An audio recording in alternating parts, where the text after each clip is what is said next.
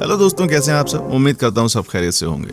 दोस्तों, आज के इस वीडियो में वर्ल्ड का एक ऐसा आइलैंड के बारे में हम बात करने जा रहे हैं यहाँ कोई भी नहीं जाता, क्योंकि ये इतना खतरनाक है कि गवर्नमेंट ने यहाँ जाने से पूरी तरह बैन लगा रखा है।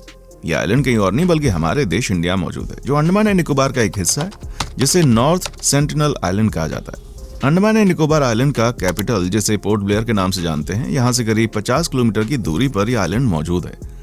समुद्र के चारों ओर से घिरा यह आइलैंड करीब 60 किलोमीटर स्क्वायर एरिया को कवर करता है। इस आइलैंड पर जिस किसी ने अभी तक जाने की कोशिश की, उनमें से ज्यादातर लोग कभी वापस नहीं आए, और इस वजह से आइलैंड काफी ज्यादा डेंजरस है। यहाँ जाना मतलब मौत को दावत देना है, और इस वजह से ये वर्ल्ड के सबसे डेंजरस आइलैंड्स में से एक है। हिस्ट्री से लेकर प्रेजेंट तक इस आइलैंड से जुड़ी कुछ ऐसी अनसुनी कहानियां हैं जो हमें अंदर से हिला कर रख देंगी। तो दोस्तों, इस वीडियो में हम इन्हीं बातों पर चर्चा करने वाले हैं, और साथ ही साथ ये भी जानने वाले हैं कि आखिर ये आइलैंड इतना खतरनाक क्यों है। दोस्तों, ऐसा कहा जाता है कि आज से करीब 70,000 साल पहले अफ्रीका से कुछ लोग दुनिया के बाकी देशों में जा रहे थे, जिसे आउट ऑफ अफ्रीका थ्योरी भी कहा जाता है। ये ईस्ट अफ्रीका से चलकर यमन से मिडिल एशिया कॉन्टिनेंट होते हुए south east Asia, east Asia और ऑस्ट्रेलिया तक जा पहुंचे। इन जगहों पर बसना शुरू कर दिया, जिनमें से कुछ लोग इस नॉर्थ सेंटिनल आइलैंड पर जा पहुंचे, जैसे आज सेंटिनलीज कहा जाता है। चारों तरफ समुद्र से घिरे होने के कारण ये बाहरी दुनिया से इतना आइसोलेटेड हो चुका है कि आज भी यहाँ पर 70,000 साल पुरानी सिविलाइजेशन और कल्चर में यहाँ पर लोग मौजूद हैं। हैरानी की बात यह है कि यहाँ पर रहने वाले लोगों ने कभी खेती करना नहीं सीखा। ये बिल्कुल हिस्ट्री के स्टोन एज जैसी लाइफ जी रहे हैं, जहाँ आज भी बो, एरोज और पत्थर से बने हथियारों का इस्तेमाल होता है। पेड़ पर लगे जंगली फल और समुद्री मछली को आमतौर पर भोजन की तरह इस्तेमाल किया जाता है। यहाँ पूरी दुनिया आज मॉडर्न टेक्नोलॉजी के मामले में 5वीं जनरेशन में जा पहुंची है, वहीं उसके अपोजिट नॉर्थ सेंटिनल आइलैंड पर रहने वाले लोग आज भी स्टोन एज वाली लाइफ सर्वाइव कर रहे हैं। वर्ल्ड के बाकी लोग इनके लिए एनिमी की तरह होते हैं, और ये बाकी दुनिया से कोई मतलब नहीं रखना चाहते, जिस वजह से इंडियन गवर्नमेंट भी इस आइलैंड के 5 किलोमीटर रेडियस में किसी भी इंसान को जाने पर बैन लगा देती है। इस आइलैंड को फिलहाल इंडियन कोस्ट गार्ड द्वारा प्रोटेक्ट किया जाता है, लेकिन इससे पहले इस आइलैंड पर कुछ लोगों ने पहुंचने का प्रयास भी किया, जिनमें से एक जॉन एलिन चाउ भी था। साल 2018 को नवंबर के महीने में जब एक 26 वर्ष के अमेरिकन मिशनरी, जिसका नाम था जॉन एलिन चाउ, वो इस आइलैंड पर रहने वाले लोगों से कनेक्ट करने की कोशिश करता है। वो जानता था कि इस आइलैंड पर रहने वाले लोगों को रिलीजन और बड़ी दुनिया के बारे में कुछ नहीं पता। इस वजह से जॉन इन लोगों को क्रिश्चियनिटी रिलीजन के बारे में बताना चाहते थे। जैसे जॉन इंडिया आकर सेंटिनल आइलैंड के पास वाले आइलैंड पर पहुंचे, जहां उन्हें कुछ मछुआरे नजर आए। उनमें से एक मछुआरे को जॉन ने करीब 25,000 रुपए की रिश्वत देकर उसे सेंटिनल आइलैंड की ओर चलने के लिए कहा। 14 नवंबर साल 2018 की रात में जॉन इंडियन कोस्ट गार्ड से छिपकर आइलैंड की ओर चले गए। उनके साथ में कुछ सामान भी होते हैं, जिनमें से काया, कैमरा, कैंची और एक बाइबल होती है। इसके अलावा उनके पास कुछ सूखी मछलियां होती हैं, जिन्हें वो गिफ्ट के तौर पर सेंटिनलीज को दे सकें। जब अगले दिन यानी कि 5 नवंबर 2018 को उस आइलैंड पर वो पहुंचे, तो उन्हें दूर से कुछ छोटे छोटे घर नजर आए, जिनमें से कुछ औरतों की आवाज सुनाई दी। जैसे ही वो अपने कायक से नीचे उतरे, तभी वो देखते हैं कि 2 सेंटिनलीज, जिनके हाथों में बो और एरो होता है, वो जॉन की तरफ दौड़ते हुए आ रहे हैं। तभी जॉन उनको देखकर कुछ ऐसा कहते हैं, My name is John. I love you and Jesus loves you. Jesus Christ gives me authority to come to you. Here is some fish. ऐसा कहने के बाद भी वो दोनों सेंटिनलीज जॉन पर अटैक करने की कोशिश करता है, जिससे वो अपनी जान बचाकर वहां से भागते हैं। लेकिन कुछ ही देर के बाद जॉन फिर से वहां जाने की कोशिश करने लगते हैं। इस बार वो आइलैंड के नॉर्थ साइड पर जाते हैं, लेकिन दूसरी बार भी ये अपनी जान बचाकर वहां से भागते हैं और वो अपने घर वापस आ जाते हैं। 16 नवंबर 2018 को वो अपने पेरेंट्स को एक लेटर लिखते हैं, और इसके बाद वो फिर से आइलैंड पर जाते हैं, लेकिन इस बार वो वापस घर नहीं आता। जो मछुआरा उन्हें पहुंच जाता है, वो दूर से देखता है कि सेंटिनलीज लोग एक बॉडी को वहीं रेत में दफना रहे हैं।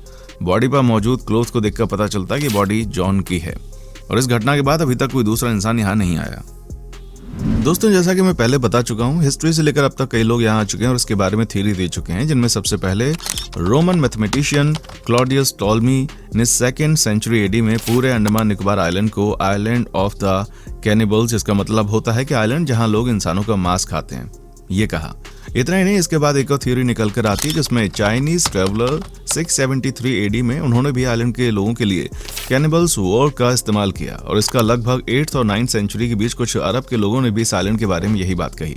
एंशिएंट हिस्ट्री से निकलकर जब हम 1771 में देखते हैं, तब एक ईस्ट इंडियन कंपनी की शिप यहाँ से गुजरती है, तो शिप में मौजूद लोग इस आइलैंड से रोशनी निकालते दिखते हैं। साल 1867 में जब एक मर्चेंट नेवी की शिप इस आइलैंड के किनारे गई, उसकी एक्सीडेंट हो गया जिसमें करीब 100 लोग मौजूद होते हैं। इस आइलैंड के लोगों द्वारा हिस्ट्री में पहली बार जब किसी शिप पर अटैक किया गया, लेकिन शिप में मौजूद लोग ब्रिटिश रॉयल नेवी की मदद से वहां से भाग निकले और उसके कुछ ही साल बाद साल 1880 में मॉरिशस वीडियो पोर्टमैन नाम के एक ब्रिटिश ऑफिसर यहां से लोगों की बात करने की कोशिश करते हैं, क्योंकि इससे पहले ये अंडमान निकोबार आइलैंड के बाकी लोगों से फ्रेंडली बात कर चुके थे। जब ये ब्रिटिश ऑफिसर जब इस आइलैंड पर पहुंचे तो कुछ दूसरे आइलैंड के लोगों को भी अपने साथ ले आए, ताकि वो इस आइलैंड पर रहने वाले लोगों की भाषा समझकर उनसे अच्छे से बात कर सकें। लेकिन जब ये ऑफिसर कुछ लोगों के साथ लेकर के इस सेंटिनल आइलैंड पर पहुंचे, तो देखते हैं कि इस आइलैंड पर रहने वाले लोगों की लैंग्वेज इतनी ज्यादा अलग है कि दूसरे आइलैंड के लोग समझ नहीं पा रहे, क्योंकि सेंटिनल आइलैंड पर रह रहे लोगों की लैंग्वेज इतनी ज्यादा टफ है कि इसे आज तक कोई भी नहीं समझ पाया, और इसी वजह से वहां पर उन लोगों के लिए भी उनसे कम्युनिकेशन करना मुश्किल हो गया। तभी वापस आते वक्त पोर्टमैन ने वहां के 2 लोग और 4 बच्चों को किडनैप करके पोर्ट ब्लेयर ले आया, लेकिन कुछ ही समय के बाद वो दोनों लोग बाहरी दुनिया के लाइफ को सरवाइव नहीं कर पाए, जिस वजह से उनकी मौत हो गई। इसे देखकर पोर्टमैन को दोनों बच्चों पर काफी ज्यादा तरस आया। वो उन बच्चों को वापस सेंटिनल आइलैंड पर उनके हाथों में कुछ गिफ्ट देकर छोड़ाया। इंडिया के इंडिपेंडेंस होने के बाद यहाँ की गवर्नमेंट ने इस आइलैंड के लोगों से कम्युनिकेट करने की कोशिश की, जिनमें से साल 1967 में ट्रैकोनाथ पंडित, जो कि एक इंडियन एंथ्रोपोलॉजिस्ट हैं, जिन्होंने पहली बार 20 लोगों की टीम को लेकर इस आइलैंड पर पहुंचे, जिसमें आर्म और नेवी के कुछ ऑफिसर मौजूद थे। इस आइलैंड पर पहुंचने के बाद उन्हें कोई भी नहीं मिला, जिस वजह से वहां कुछ सामान छोड़कर वापस आ गए। इसके कुछ साल बाद फिर से कुछ लोगों के द्वारा यहाँ जाने का प्रयास किया गया। साल 1974 में कुछ इंडियन फिल्म डायरेक्टर अपने साथ कुछ टीम लेकर आइलैंड पहुंचे, जिनके साथ त्रिलोकनाथ पंडित और कुछ आर्म फोर्सेस शामिल थी, लेकिन इस बार भी इन्हें कोई नहीं मिला, जिस वजह से वो कुछ कोकोनट और एक सुअर गिफ्ट के तौर पर वहां रखकर कुछ दूर चले गए, ताकि वो देख सकें कि ये लोग क्या रिएक्ट करते हैं। थोड़ी देर बाद ही जब इस सेंटिनल आइलैंड के लोग बाहर आए और उनकी टीम पर एरो से अटैक करने लगे, जिससे एक एरो वहां पर मौजूद फिल्म डायरेक्टर के थाई पर लगा। वो गुस्से में सुअर को मारकर वहीं रेत के नीचे दफना देते हैं। साल 1981 में एक मर्चेंट शिप जिसका नाम था प्रेमोर्स, वो बांग्लादेश से ऑस्ट्रेलिया जा रही थी। किसी वजह से शिप आइलैंड पर अटक गई, जिससे सेंटिनल आइलैंड के लोग इन पर हमला करने लगे, लेकिन सिर्फ मौजूद लोग यहाँ पर किसी तरह अपनी जान बचाकर भाग गए। करीब 6 दिनों के बाद एक हेलीकॉप्टर से आई टीम द्वारा इस शिप में मौजूद लोगों को रेस्क्यू करना पड़ा, जिससे लोग सुरक्षित बच गए। लेकिन ये शिप आज भी इस आइलैंड के नॉर्थ साइड पर ऐसे ही फंस जाती है, जैसे मैप में देखा जा सकता है। इसके बाद कुछ साल तक त्रिलोकनाथ पंडित और उनकी टीम द्वारा इनसे कम्युनिकेट करने की कोशिश बनी रही। दोस्तों, हमारी पूरी टीम बहुत मेहनत करती है आपके लिए ऐसे रोचक और इंटरेस्टिंग वीडियो लाने में, तो प्लीज अपना प्यार हमें जरूर दें।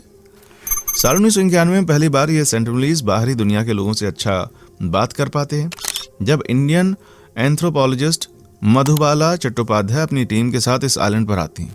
ये कुछ कोकोनट जो गिफ्ट के तौर पर सेंटिनलीज लोगों को दिया, और ये सेंटिनलीज भी उसे एक्सेप्ट करते हैं। हिस्ट्री में पहली बार देखने को मिलता है कि सेंटिनलीज बाहरी दुनिया के लोगों से फ्रेंडली कांटेक्ट करते हैं। इसके बाद फिर जब कुछ टीम यहाँ आती है तो उन्हें अपनी जान बचाकर भागना पड़ता है, और इसके बाद साल 1997 में गवर्नमेंट भी इस आइलैंड पर जाने से पूरी तरह बैन लगा देती है। दोस्तों, ये रही सेंटिनलीज आइलैंड के बारे में कुछ बेहद ही शॉकिंग फैक्ट। वीडियो आपको अच्छी लगी है तो इसे लाइक और शेयर जरूर करें। देखने के लिए शुक्रिया।